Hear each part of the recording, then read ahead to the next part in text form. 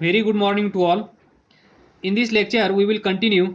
See, this is position of BC, side of rectangular coil. एकच आपण consider करणार. दिस is direction of, इथे असेल नॉर्थ पोल, इथे असेल साऊथ पोल, ही असेल डायरेक्शन ऑफ मॅग्नेटिक फील्ड. ज्यावेळेस ही कॉईल रोटेट होईल, ही कॉईल याच्यामध्ये रोटेट होईल, त्यावेळेस बी सीची पोझिशन आपण ड्रॉ करत आहोत. तर इमॅजिन करण्याचा प्रयत्न करा, ज्यावेळेस बी सी अशी रोटेट होईल त्यावेळेस ती इथे अँगल तयार करत आहे. तर वन मोर लॉजिक. तर पहा, ज्यावेळेस ही कॉईल असे असेल त्यावेळेस मला सांगा एरिया वेक्टर. एरिया वेक्टर तुम्हाला समजतो. दिस इज एन कॅप और unit vector along the direction of this area vector. ज्यावेळेस ही कॉईल आपण अशी रोटेट करतो त्यावेळेस एरिया वेक्टर कसा होईल, या डायरेक्शन मध्ये. म्हणजेच का, कारण हा area vector always remains perpendicular to this plane. इथे पण हा असा परपेंडिक्युलर असेल. तर ज्यावेळेस ही कॉईल रोटेट होईल त्यावेळेस हा एरिया वेक्टर पण रोटेट होत आहे. आलं लक्षात. हा असेल एरिया वेक्टर. या पोझिशनमध्ये ही पोझिशन असेल त्या एन कॅपची, म्हणजेच युनिट वेक्टर अलॉंग दिस एरिया वेक्टर. ज्यावेळेस ही कॉईल रोटेट होईल त्यावेळेस हा एरिया वेक्टर पण रोटेट होईल, कारण हा एरिया वेक्टर हमेशा हा या सरफेसला, या कॉईलच्या सरफेसला, या कॉईलच्या प्लेनला कसा असतो, परपेंडिक्युलर. म्हणजे कॉईल रोटेट होईल तसं तसं हा एरिया वेक्टर पण रोटेट होईल. तर ज्यावेळेस ही कॉईल रोटेट झाली त्या कॉईलची बी सी आपण इथे ड्रॉ केली आहे. तर हा असेल n cap, that is area vector. Original position ही, रोटेट झाल्यानंतरची पोझिशन ही, तर पहा हा सरफेसला परपेंडिक्युलर असला पाहिजे, एन कॅप. तर आपण कन्सिडर करूया this angle theta, area vector, angle made by area vector with magnetic field. त्यानंतर विचार करा बी सी किती आहे. बी सी इज L2, बरोबर. Length of B C is L2 आपण कन्सिडर केली आहे. तर इथून एक असा ट्रायंगल तयार करा, दिस राईट अँगल ट्रायंगल. तर इथे पहा, इथे एक अशी लाईन ड्रॉ करा. तर ही पहा direction of magnetic field, direction of this area vector, या दोघांमधला अँगल थीटा असेल. तर हा अँगल किती असेल, तर इथे हे लॉजिक आपण यूज करू शकतो. हा असेल ए बार, किंवा ही एनी लाईन असेल, या दोघांमधला अँगल थीटा असेल. तर ज्यावेळेस आपण या लाईनला परपेंडिक्युलर लाईन ड्रॉ करतो, त्यानंतर या लाईनला परपेंडिक्युलर लाईन ड्रॉ करतो, तर पहा या लाईनला ही लाईन परपेंडिक्युलर आहे, या लाईनला ही लाईन परपेंडिक्युलर आहे. जर या दोन लाईनमधला अँगल थीटा असेल तर या दोन लाईनमधला अँगल पण थीटाच असतो. तर इथे पहा या लाईनला ही लाईन परपेंडिक्युलर आहे, बरोबर. या लाईनला ही लाईन परपेंडिक्युलर आहे. आलं लक्षात. याला ही परपेंडिक्युलर, याला ही परपेंडिक्युलर. जर या दोन लाईनमधला अँगल थीटा असेल तर या दोघांमधला अँगल पण काय असला पाहिजे, थीटा. जर हा थीटा असेल तर हा अँगल काय असेल, थीटा. जर हा थीटा असेल तर हा अँगल किती असेल, कोण सांगेल. तर पहा हा अँगल किती आहे, 90. 90 मधून थीटा गेला तर हा किती असेल, 90 मायनस थीटा. याला हा परपेंडिक्युलर आहे, म्हणजेच या दोघांमध्ये अँगल 90 असला पाहिजे. त्यापैकी हा थीटा आहे, तर हा किती असला पाहिजे 90 मायनस थीटा. तर ठीक आहे, एवढं तुमच्या लक्षात आलं असेल. तुमच्या लक्षात इथे येणार नाही ती एकच गोष्ट असं मला वाटत आहे, ही BC मी अशी ड्रॉ का केली आहे. तर ही जी कॉईल आहे, ही कॉईल रोटेट झाल्यानंतर ही अशी दिसेल. मग त्यामध्ये अँगल तयार झाला आहे की नाही हे दाखवण्यासाठी मी ती अशी इन्क्लाइन केली आहे, त्यावेळेस ते आपल्याला व्यवस्थित दिसेल. तर पहा, नवसी इथे असेल आपली मेन कॉईल. तर पहा, ही साईड कोणती आहे CD, ही साईड कोणती आहे B, A, ही CD आणि ही BC. तर हे असं दाखवलं आहे. तर इथे फोर्स किती एक्झर्ट होत आहे अपवर्ड डायरेक्शनमध्ये, FM is equal to I, याच्यातून जाणारा करंट I, ही लेंथ किती होती L1, सो L1 तिथे असणार मॅग्नेटिक फील्ड B, हे आपण पाठीमागच्या लेक्चरमध्ये फाइंड केलं आहे असं ILB. L म्हणजे लेंथ, तर इथे लेंथ किती आहे या साईडची, किती आहे L1, Lच्या जागेवर L1. तर तो फोर्स अपवर्ड आहे. या साईडचा फोर्स कसा असेल डाऊनवर्ड, ILB म्हणजेच I again length of this side is L1B. Now see torque due to this force, torque due to this force. Torque या फोर्समुळे फाइंड करण्यासाठी आपल्याला माहीत असणं गरजेचं आहे परपेंडिक्युलर डिस्टन्स फ्रॉम दिस. तर पहा, इथून हे परपेंडिक्युलर डिस्टन्स असेल या साईडचं, या फोर्सचं परपेंडिक्युलर डिस्टन्स असेल हे डिस्टन्स. तर हे डिस्टन्स कसं फाइंड करणार, हे डिस्टन्स कसं फाइंड करणार, perpendicular distance torque is equal to R cross F. हा फोर्स इथे असेल तर हे डिस्टन्स. तर हा छोटासा ट्रायंगल कन्सिडर करा. या छोट्याशा ट्रायंगलमध्ये हा असेल हायपोटेनियस. ही टोटल लेंथ BC ची किती आहे, टोटल लेंथ BC ची किती आहे, वेगळं ड्रॉ करतो. दिस इज BC, इथे BC, magnetic field angle theta हा 90 मायनस थीटा, हा थीटा.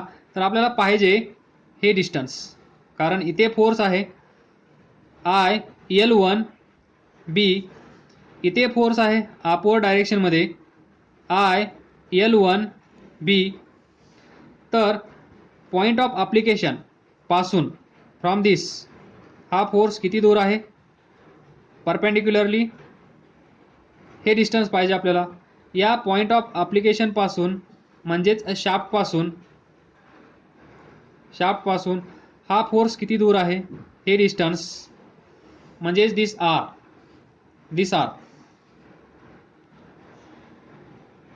तर या ट्रायंगलमध्ये पहा, हा अँगल थीटा आहे, इथे थीटा आहे. ही टोटल लेंथ किती आहे दिस BC L2, तर इकडे हाफ L2/2, या साईडला L2/2, टोटल L2.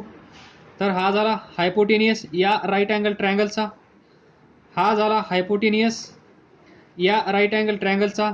तर आपल्याला पाहिजे ही साईड. तर ही साईड किती येईल, या अँगलच्या समोरची आहे, म्हणजेच L2/2 साइन थीटा. हा अँगल आहे, याच्या समोर ही साईड आहे, म्हणजे ही किती येईल L2/2 साइन थीटा. ही कॉईल अशी रोटेट होत आहे, तर हा अँगल थीटा. नाही समजला असेल तर त्याच दिवशी विचारा ज्या दिवशी तुम्ही लेक्चर पाहत आहात त्या दिवशी. तर पहा हे परपेंडिक्युलर डिस्टन्स आपण फाइंड केला आहे. टू फाइंड दिस, तर पहा हा फोर्स इथे आहे म्हणजे इथून असा तो जात असेल तर या पॉईंटपासून तो हा फोर्स एवढ्या डिस्टन्सवर आहे. हा फोर्स इथून जात आहे या पॉईंट ऑफ ॲप्लिकेशनपासून एवढा दूर आहे म्हणजेच दिस परपेंडिक्युलर डिस्टन्स या फोर्सला. तेव्हाच आपण torque R cross F bar असा फाइंड करू शकतो. म्हणून आपल्याला या डिस्टन्सची गरज आहे. सुरुवातीला हे डिस्टन्स कसं होतं, ज्यावेळेस ही कॉईल अशी होती हॉरिझॉन्टल, हा पेन म्हणजे ॲक्सिस, तर हे डिस्टन्स फाइंड करत आहोत आपण. हे डिस्टन्स कारण फोर्स कुठे आहे, फोर्स इथे आहे असा, बरोबर. दिस इज ॲक्सिस ज्याच्या भोवती ही कॉईल फिरत आहे आणि ती कॉईल कुणामुळे फिरत आहे, या फोर्समुळे. तर हा फोर्स आणि ही कॉईलचा शाफ्ट, ही जी कॉईल आहे ज्या शाफ्टवर माउंट केली आहे तो शाफ्ट म्हणजे हा पेन आणि ही कॅप म्हणजे फोर्स. तर या दोघांमध्ये परपेंडिक्युलर डिस्टन्स हे डिस्टन्स आपण फाइंड करत आहोत ज्यावेळेस ही कॉईल अशी रोटेट झालेली असेल त्यावेळेस. आलं लक्षात. ही पोझिशन इथे दाखवली आहे. तरी पण नाही समजलं तर विचारा, क्वेश्चन मार्क डोक्यात ठेवू नका. तर now we can find torque due to this force and due to this force. तर पहा total torque tau is equal to, अगोदर आपण फाइंड करूया ड्यू टू दिस फोर्स किती आहे, एफ एम. हा कोणत्या साईडवर फोर्स एक्झर्ट होत आहे, एफ बी ए, बरोबर. या साईडला काय आहे, सी डी. तर पहा force into perpendicular distance, force I L one B into perpendicular distance किती आहे, म्हणजे ज्या पॉईंटला आपण टॉर्क फाइंड करत आहोत त्या पॉईंटपासून हा फोर्स किती दूरवरनं जात आहे. हा फोर्स आणि हा पॉईंट या दोघांमध्ये किती दूरी आहे, ती दूरी परपेंडिक्युलर असली पाहिजे. नाहीतर तुम्ही म्हणाल हे डिस्टन्स, हे पण डिस्टन्स आहे, हे पण डिस्टन्स आहे. तर या सर्व डिस्टन्समध्ये आपल्याला डिस्टन्स पाहिजे हे परपेंडिक्युलर असणार. तर हे डिस्टन्स आपण फाइंड केलं आहे L2/2 sine theta, L2/2 sine theta, बरोबर. प्लस, आता इथे प्लस का यूज करत आहे, कारण हा फोर्स या कॉईलला या डायरेक्शनमध्ये फिरवत आहे. हा फोर्स या कॉईलला म्हणजे या साईडला, या कॉईलला म्हणू शकतो आपण या डायरेक्शनमध्ये फिरवत आहे. तर पहा हा फोर्स आणि हा फोर्स दोघं मिळून या कॉईलला एकाच डायरेक्शनमध्ये फिरवत आहेत. म्हणून torque due to this force and torque due to this force add होतील. जसं की इथे एक पॉईंट आहे, ही बी सी आहे, बरोबर. हा शाफ्ट, इथे फोर्स आहे आय L1 बी, इथे फोर्स आहे आय L2 बी. हे परपेंडिक्युलर डिस्टन्स किती आहे, या साईडला L2/2 साइन थिटा, या साईडला किती आहे L2/2 साइन थिटा. तर इथे तुम्हाला व्यवस्थित समजून येईल. हा फोर्स इंटू दिस परपेंडिक्युलर डिस्टन्स, हा फोर्स इंटू दिस परपेंडिक्युलर डिस्टन्स. तर पहा हा असा रोटेट होत आहे, हा असा रोटेट होत आहे. दोघांची डायरेक्शन क्लॉकवाईज आहे म्हणजे हे दोन ॲड होतील. नेट टॉर्क ज्यावेळेस हे दोघं मिळून तयार करतील त्यावेळेस हे दोघं ॲड होतील. तर प्लस दुसरा फोर्स किती आहे, इथे L1 आहे. फोर्स मॅग्निट्यूड सेम आहे on opposite sides, I L1 B into perpendicular distance किती आहे L2/2 इंटू साइन थिटा. तर हे आपण सॉल्व करू शकतो. I L1 L2 L1 L2 हा B हा साइन थीटा प्लस I हा L1 हा L2 हा साइन थीटा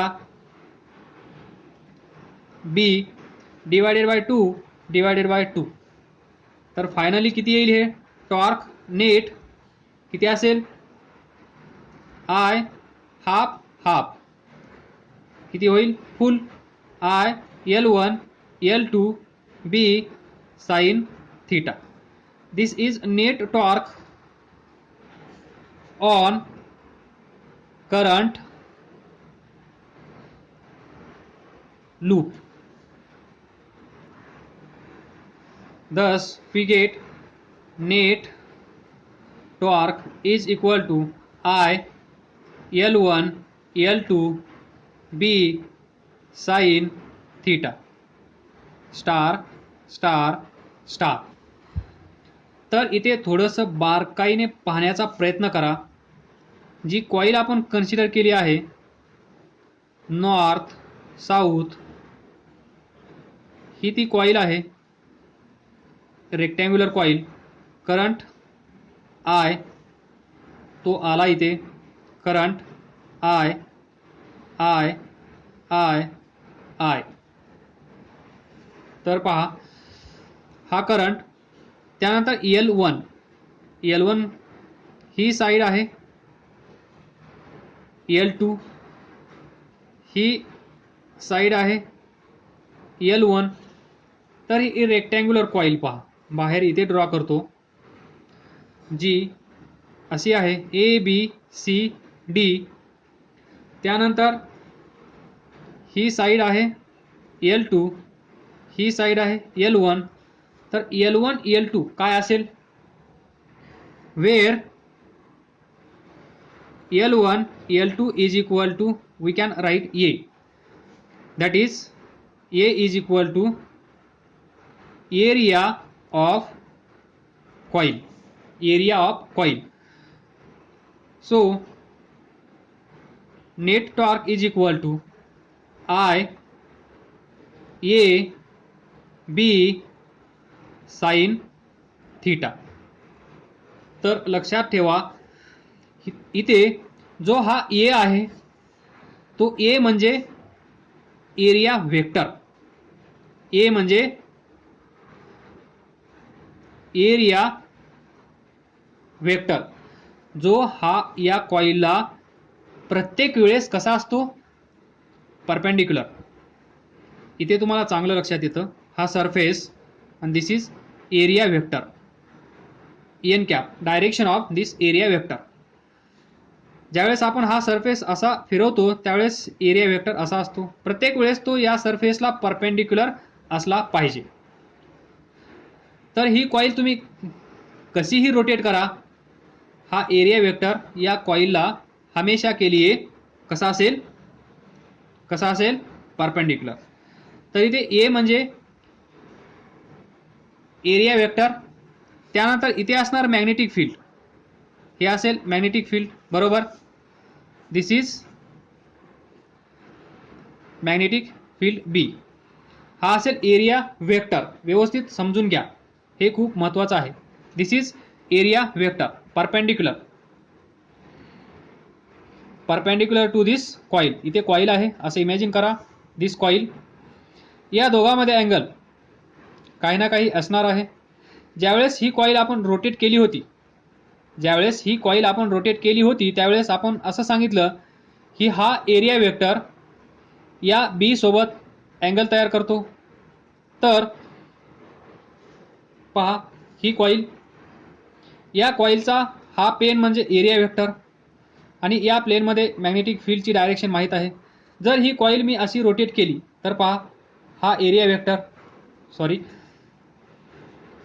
इथे पहा ही कॉईल मी अशी रोटेट केली त्यानंतर हा असेल एरिया वेक्टर असा जो की या कॉईलला परपेंडिक्युलर असेल. त्यानंतर इथे पहा हा अँगल पहा दिस अँगल या प्लेन सोबत हा अँगल तयार झाला आहे, येते लक्षात. This angle with this page or angle between this pen and page. हा अँगल असेल बिटवीन, हा म्हणजे काय, एरिया वेक्टर, आणि प्लेन म्हणजे डायरेक्शन ऑफ मॅग्नेटिक फील्ड, या दोघांमध्ये अँगल असतो. तर इथे पहा, बी बार म्हणजे ही, ए म्हणजेच एरिया वेक्टर. तर हे असं आहे का, ए बी साइन थीटा, याला आपण कसं लिहितो, ए बार क्रॉस बी बार. तर net torque is equal to I A cross, असं लिहू शकतो आपण, ए क्रॉस बी बार. हे म्हणजेच हे आहे I A B sine theta, where theta is angle between A bar and B bar, where A bar is area vector, B bar is magnetic field. तर तुमच्या लक्षात आला असेल, this is definition of net torque on current loop. असा loop असेल, या लूपमधून current I flow होत असेल, याचा एरिया वेक्टर म्हणजेच L1 L2, this area this A is area, इथे पहा, इथे असेल area vector, A is area enclose by coil, A is area enclose by this coil. तर लक्षात ठेवा. आणि हा फॉर्म्युला फक्त आपण इथे रेक्टँग्युलर कॉईल कन्सिडर केली म्हणून असा होत नाही की हा फॉर्म्युला फक्त आपण रेक्टँग्युलर कॉईलसाठीच यूज करू शकतो. तर हा फॉर्म्युला कुठल्याही शेपसाठी, फॉर एनी शेप, आपण हा फॉर्म्युला यूज करू शकतो. That is इररेस्पेक्टिव्ह of their shape. हा शेपवर डिपेंड करत नाही. मग हा रेक्टँग्युलर कॉईल, याच्यासाठी नेट टॉर्क करंट ए क्रॉस बी बार, जर हा एरिया असा असेल तर याच्यासाठी पण याच्यातून करंट आय फ्लो होत असेल, तर इथे पण आपण नेट टॉर्क असाच फाइंड करू शकतो, that is I A cross B bar. That is हा इंडिपेंडंट आहे, हा इररिस्पेक्टिव्ह आहे, शेपवर हा डिपेंड करत नाहीये. तर हे लक्षात ठेवा. नाऊ तर इथे पहा, tau net is equal to I A cross B. हे कशासाठी आहे, फॉर वन टर्न, एकच कॉईल आपण कन्सिडर केली आहे, म्हणजेच एकच टर्न आहे, बरोबर. तर tau net due to n turn, जर तिथे खूप साऱ्या टर्न्स असतील तर आपण काय करणार, एन नी मल्टिप्लाय करणार, simply I A bar cross B bar. This is for N number of turns, this is for single turn. हे पण लक्षात ठेवा, हे पण लक्षात ठेवा. तर आपल्याला माहित आहे, काय माहित आहे, टव भेटला आहे, I A bar B bar, एका टर्नसाठी tau is equal to n I A bar cross B bar. तर इथे पहा, आता तुम्हाला माहित आहे, हा प्लस क्यू चार्ज असेल, हा मायनस क्यू चार्ज असेल, हा इथे आहे, हा इथे आहे, या दोघांमधलं डिस्टन्स, दूरी किती आहे, 2L आहे, बरोबर. या दोन पॉइंट मधलं डिस्टन्स 2L आहे. इथे सेंटर असेल, बरोबर. इथून जाणाऱ्या लाईनला आपण म्हणतो ॲक्सियल लाईन, सेंटरमधून जाणाऱ्या लाईनला आपण म्हणतो इक्वेटोरियल लाईन. तर हे डिस्कशन कुठे केलं होतं आपण, तर याला आपण एकंदरीत काय म्हणतो, इलेक्ट्रिक डायपोल. हा काय आहे, इलेक्ट्रिक डायपोल. मग या इलेक्ट्रिक डायपोलची स्ट्रेंथ आपण कशामध्ये मेजर करतो? डायपोल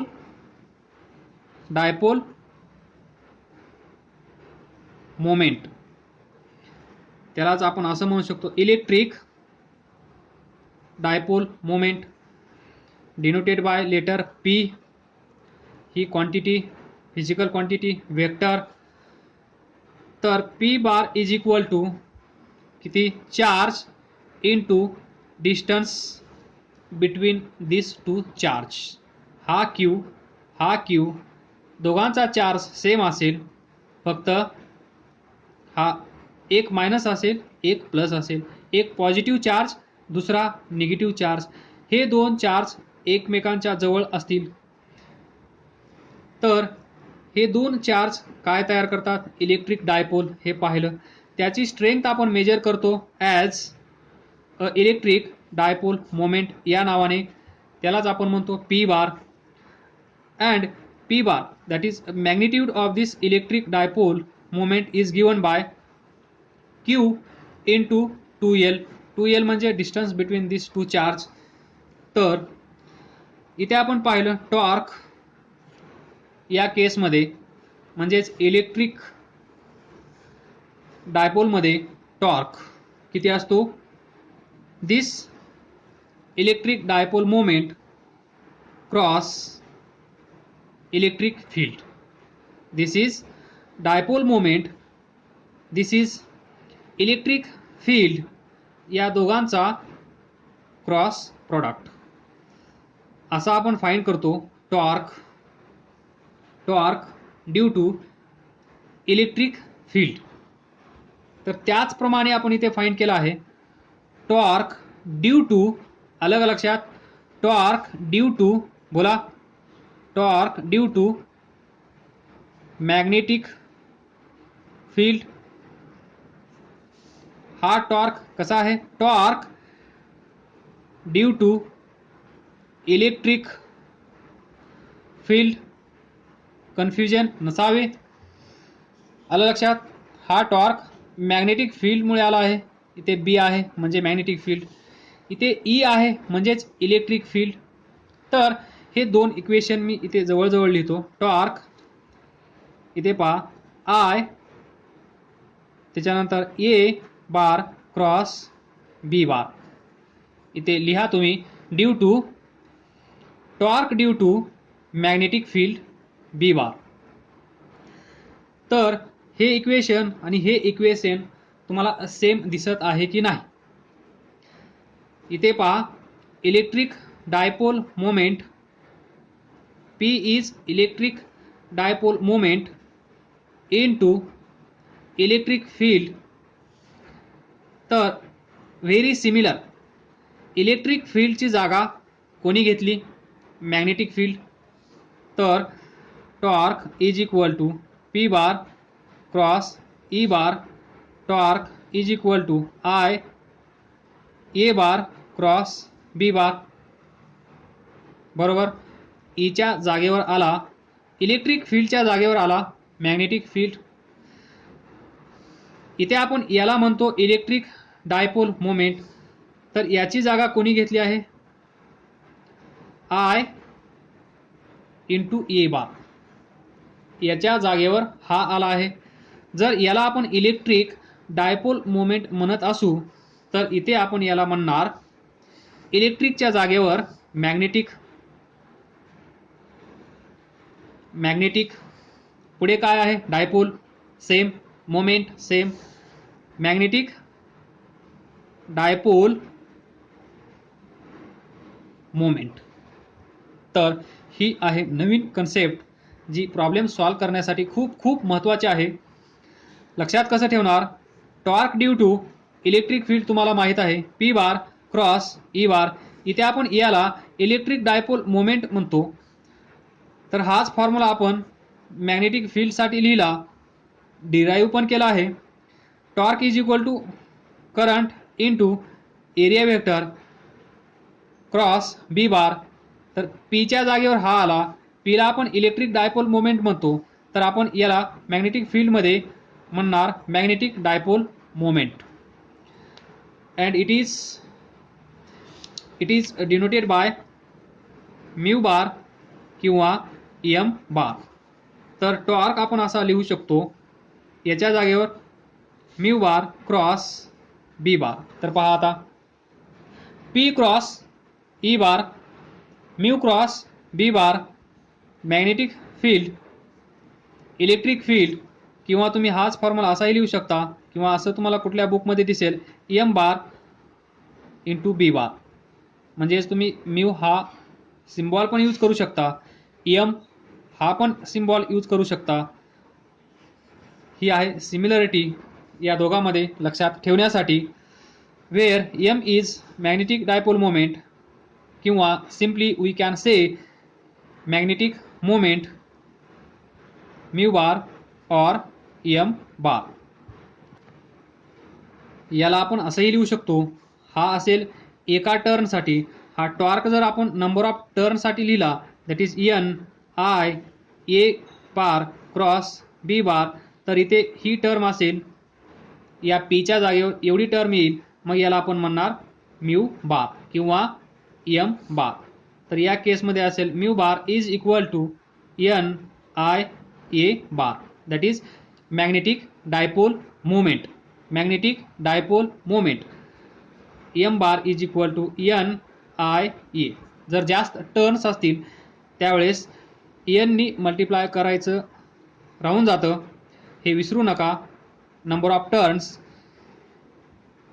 तर हे आणि हे एकच आहे, घाबरून जाऊ नका. हा एका टर्नसाठी आहे, हा नंबर ऑफ एन टर्नसाठी आहे. त्यावेळेस तुम्हाला ज्यावेळेस मॅग्नेटिक डायपोल मोमेंट फाइंड करायचा असेल त्यावेळेस एन पण कन्सिडर करावा लागेल. या लेक्चरमध्ये थोडासा पार्ट इमॅजिनरी होता, इमॅजिन करण्याचा प्रयत्न करा. नाही इमॅजिन झालं तर विचारा, तसाच क्वेश्चन मार्क डोक्यामध्ये ठेवू नका. अभ्यास करत राहा, पुढे जात राहा. All the best. थँक्यू.